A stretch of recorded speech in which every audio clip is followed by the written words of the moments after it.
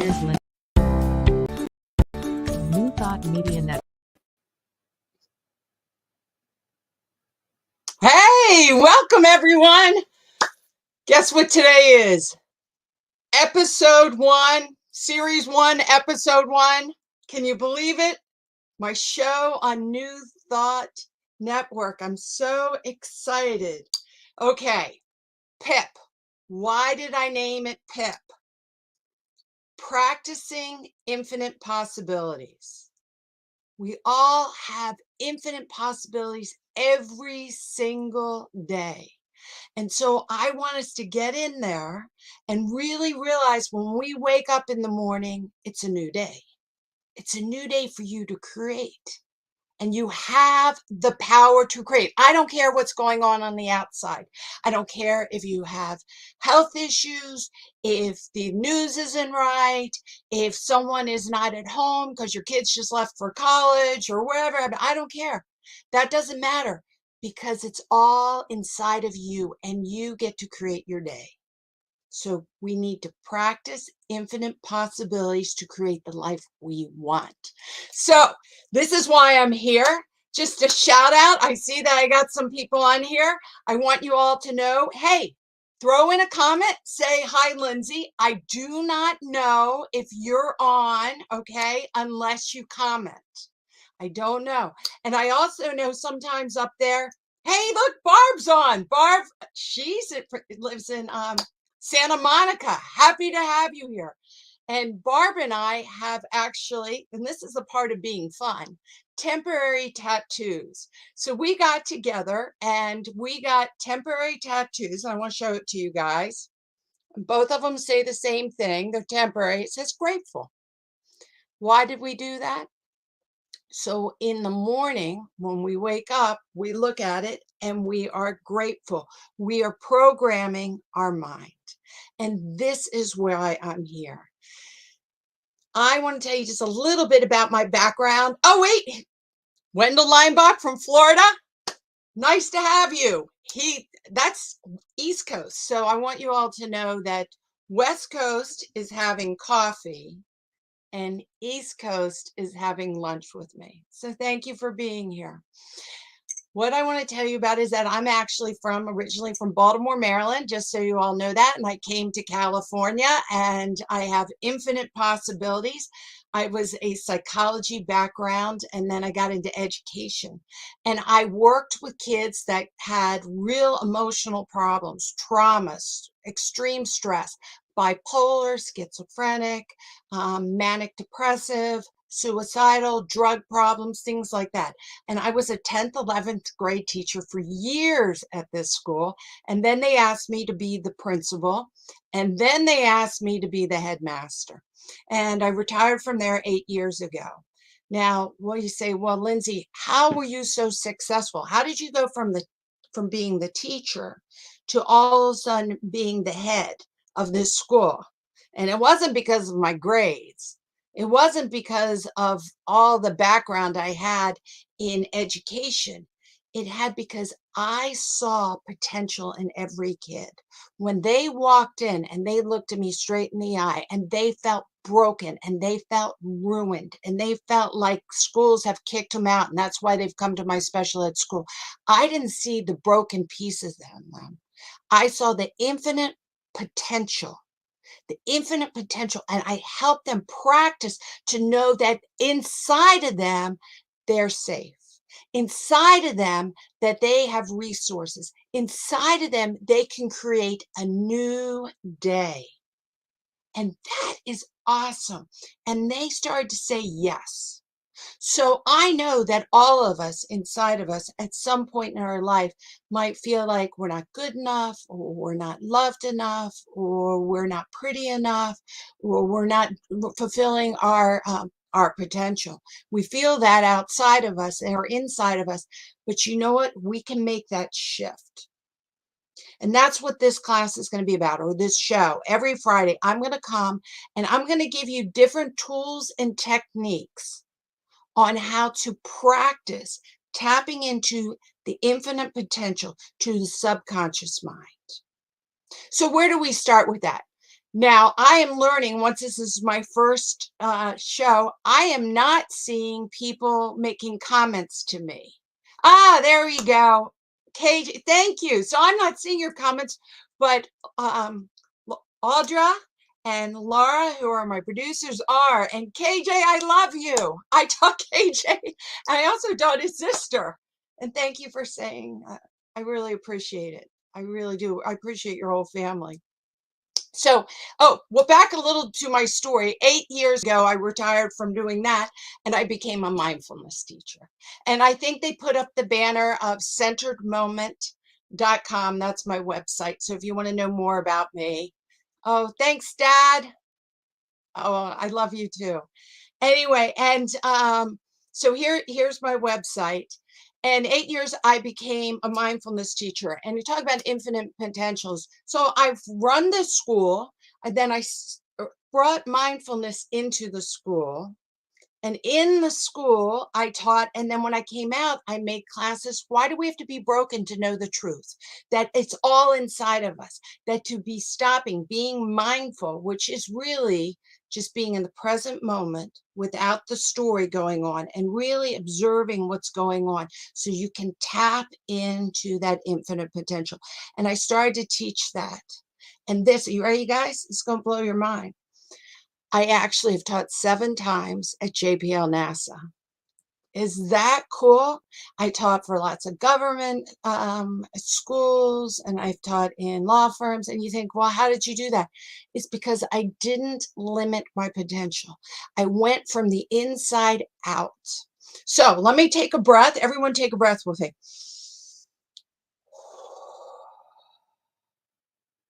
And it's important. Here's your first tip. When you get excited, and once this is my first episode and the first time me doing this, I'm pretty wound up. So I need to relax because even when you get excited for the positive, what happens is you allow adrenaline to run and you start going on this automatic pilot.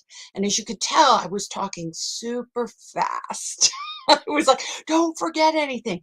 It's because I was getting myself a little wound up and nervous. I wasn't being mindful. So I needed to slow it down. And how do you slow it down? You slow it down by taking a breath in, holding it, and then releasing longer. And when you release longer, what's happening is your parasympathetic nervous system is being activated. And it's the way to regulate yourself and get yourself back to balance. So why is this so important? It's because when you're in a relaxed state, then you can hear yourself. You can connect with your divinity inside.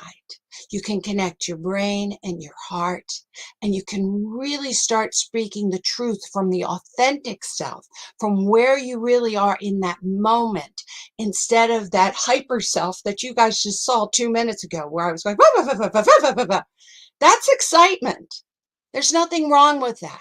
But if you really want to tap in and get into the flow of God, you take that excitement, you relax yourself down in the breath, and you say, I am here with all this energy, but I don't need to push.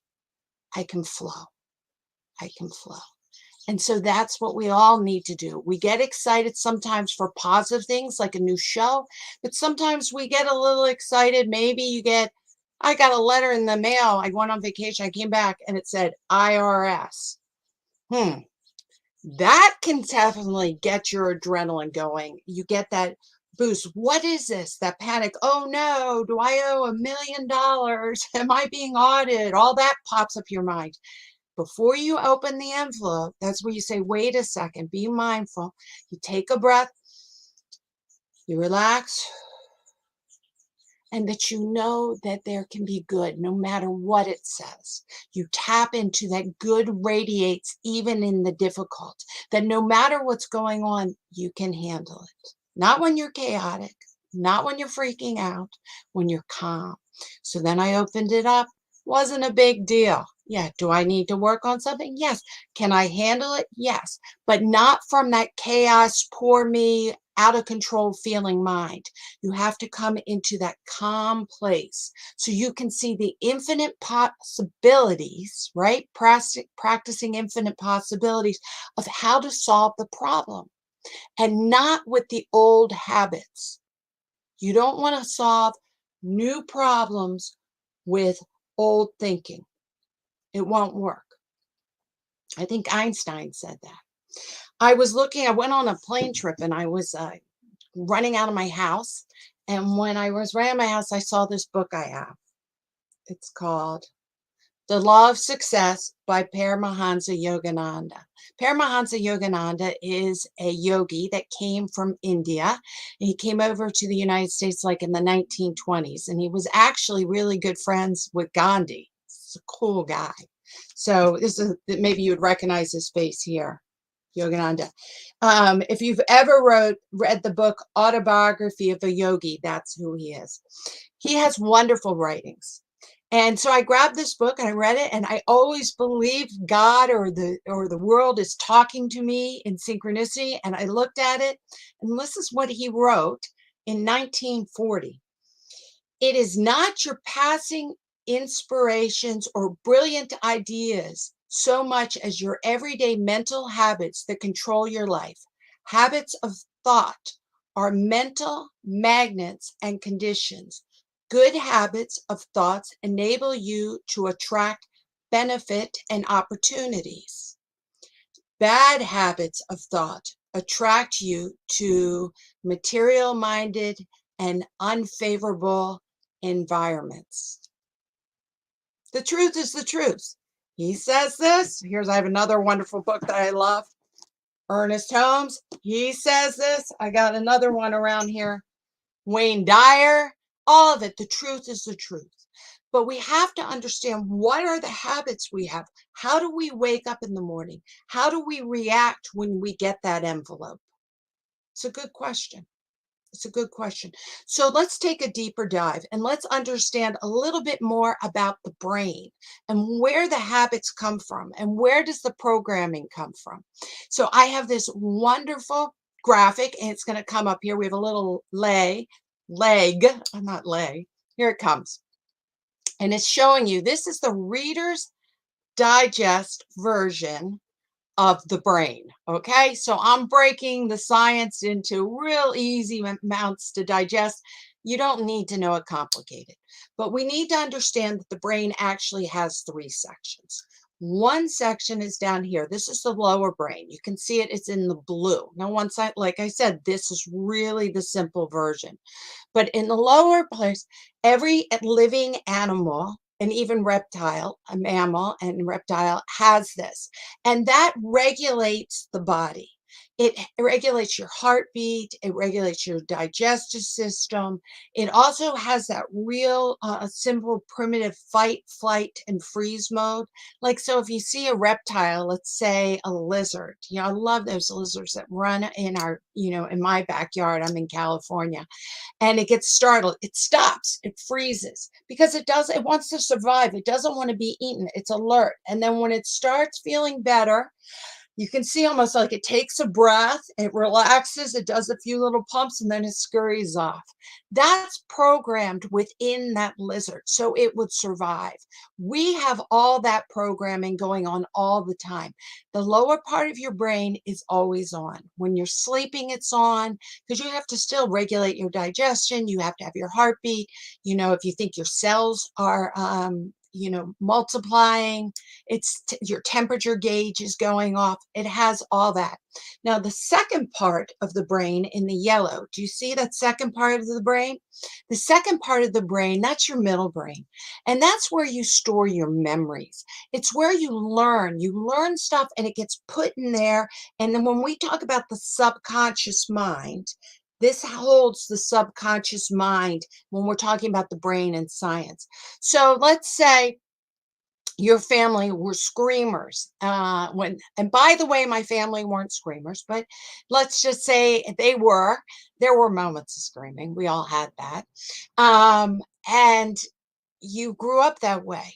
So when you become an adult, screaming doesn't seem weird to you, because in your subconscious mind, you actually had that happen all the time. Now, you might have another family, and I know people like this, where they really showed no emotion at all in the family. So you learn to bury your emotion. You learned this is not how you're going to express yourself at a very young age. Think of your brain as being like a sponge, and it's just absorbing information. And so between 0 and 7, it absorbs the most information, and it's multiplying and growing all the time.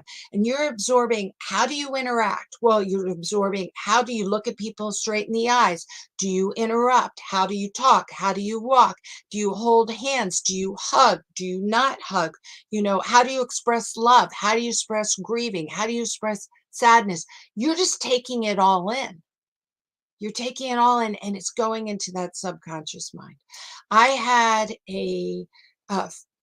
someone in middle school who was kind of like a bully to me, and she was very tall and had dark curly hair. And so for a long time in my adult life, when I ran into someone who was tall and had dark curly hair, I'm like, oh, I don't think I like that person. It was my gut reaction. And then I realized, you know what? I'm transferring old thought patterns about something that happened to me in middle school into the present moment. See, this is where we have to practice infinite possibilities, because if we go into the old habits that I just read that Paramahansa Yogananda talks about, if we go into those old ways of thinking, then I might not like anyone who's tall and has dark curly hair. And that is ridiculous, even though that was programmed very young. So we need to realize what is programmed in us when we're really young. How do we handle anger? How do we handle rage? Even food. How do you eat? So my husband grew up with two brothers, and they didn't have a lot of money. So mom would come and bring out food once a week, and in the food, put it out, and they would just devour it and eat it and eat it and eat it. And in that, because they thought if they didn't eat it now, they wouldn't get it. Well, then I get married to him. I bring home Oreo cookies, and he eats all the Oreo cookies in one night. I'm like, dude, what are you doing? He's like, I don't know. I think they're going to disappear. I'm like, they're not going to disappear. Why do you think I'm going to eat the Oreo cookies in the middle of the night? And then it dawned on me, he goes, this is what I did as a kid. I actually used to eat all the good, rich food, sugary food first, because if I didn't eat it, my brothers. And I'm like, well, that is a bad habit that you're bringing into the present moment right now. And we have infinite possibilities. We can reprogram that. You have a choice not to repeat that, even if it's in the back, in the yellow part of the brain. So let's throw up that screen one more time.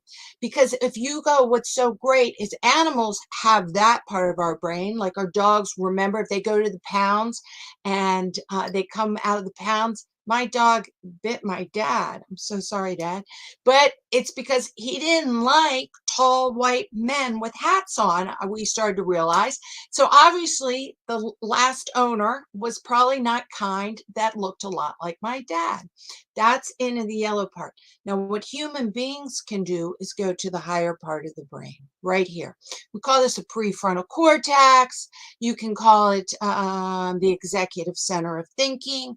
This is the power of choice. The power of choice.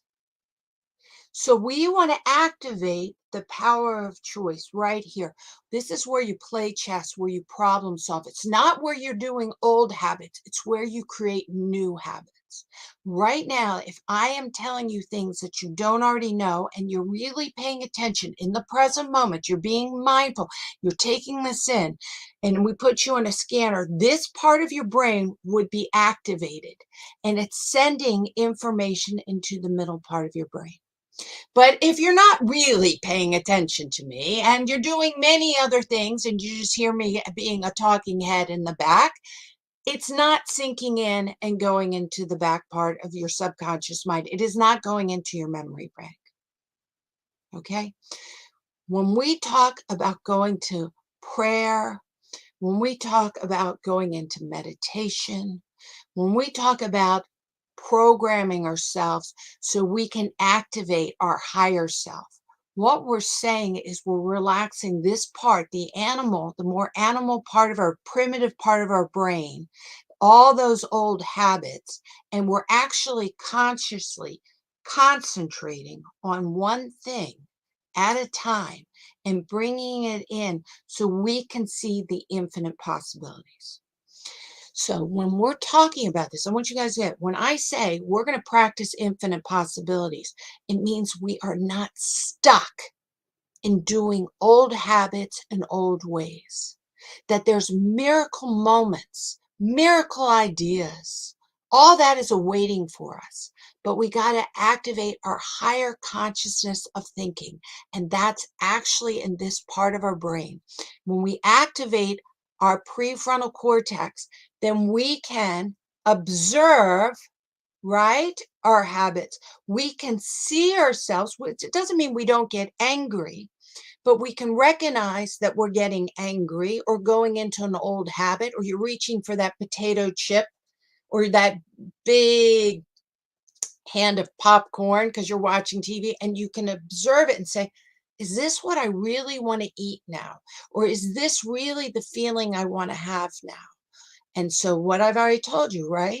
What is the one way to get yourself out of the old way of thinking and get yourself out of extreme emotion so you can observe it? Let's take a breath, hold it, and then breathe it out longer, right? And that activates that parasympathetic nervous system. And that brings you up to the higher level of thinking. You have the choice. You have the choice.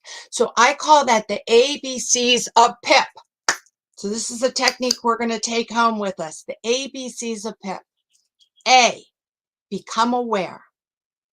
If you're not aware of what you are feeling or thinking, or even can acknowledge you're in a situation. So when I got that letter and it said IRS, I had a reaction, right? I had an automatic reaction because the fear of all the things I've learned about that is in that yellow part, that middle part of the brain. But I took a breath before I opened it up, got myself to relax. I was aware. So that's the B. I took a breath. So I'm aware that I'm now going into a stress reaction or an overreaction. Took a breath, calm myself down. And then I have the power of choice. I can choose to be pissed, or I can choose to say, look, I'm upset, but I don't need to be pissed, or I don't need to be fearful. I can take a breath and I can have infinite possibilities of different choices what to do with this information, no matter what it was. So this morning, I always say God gives me the story. This morning I wake up and it's about 6:20, and I wake up and I'm feeling grateful and I'm looking at my gratitude, right? And my neighbors, obviously the adults are on vacation, because the next thing I heard was rap music. I'm not kidding you. Rap music with cussing words coming in through their garage, coming through my window. I was like, what? It's 6:20 in the morning. They must be on vacation and the son is home alone. So I thought to myself, I get a choice. I get to choose how I'm going to react to this. I needed to meditate. I don't need to. I wanted to meditate. I like to meditate every morning to get myself in a centered, balanced place. And I said, you know what? I'm going to meditate with rap music. Because I wasn't going to allow myself to get mad. Said, oh, this is what I can meditate in silence, but can I meditate with rap music? Can I accept it, be aware of it, and then not allow that yellow part, that middle part, to get angry and tell myself a story? The child next door put that rap music on not to piss me off. It wasn't about me. It was about him. He was feeling like he had freedom, and for whatever reason, he got up so early, and this had nothing to do with me. So why am I taking it personally? Think about that. I get to choose. If he put on Beethoven or some other beautiful music, I would think, oh, the angels are out there. They're all whispering to me and telling me to meditate to this pretty music. Well, to him, that was Beethoven. It wasn't mine, but it was his. And he didn't do that to make me suffer. He did that so he's having a happy experience. So I kept saying to myself, practice letting go. I could not control the music at the time, but I could control how I react to the music. I could still meditate, and I would let it go, and then it would come back. And I'd be like, they're cussing now. They're just cuss words. They're not cussing to me. Let it go, Lindsay. Back to the meditation. And that's the practice. So every Friday from 9 to 9:30, we're going to be talking about how can we practice to bring ourselves into that centered place, that centered moment, to the authentic self that we have inside of ourselves. I have an upcoming class starting not until August, and look at it more. Oh, thank you so much. I got the ABC Pip up there. It's going to be on Neurodharma by Rick Hansen, one of my favorite neuropsychologists. And more information will be on my website. It's on Zoom, just so everyone know, on Wednesdays. So love to all of you. Thank you for being here. Thank you for putting in your comments. Thank you for sharing. And I'll see you next Monday. And I think I'll even be a little more calmer, but not too calm, because I love to have the energy. So I'm sending you bright, beautiful energy. And remember to keep supporting the New Thoughts Network, Media Network. And please donate. We'll give this all out for free with tons of love. And as you know, you give, you receive, and we have the cycle. I'm grateful for you all. Happy 4th of July. Happy day. Till next week. On behalf of everyone at New Thought Media Network, thank you for being a member of our virtual family. Your financial contributions help share the New Thought message with people from around the world. Please visit and contribute at www.ntmedia.org/donate. New Thought Media Network. Come be you. And please like, share, and subscribe. Until next time, peace and blessings.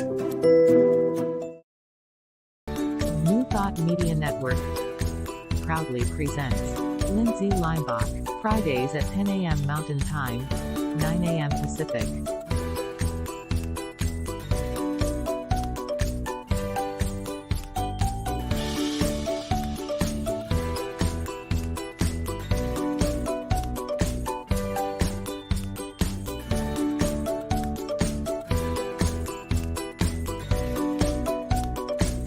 And now, here's Lindsay.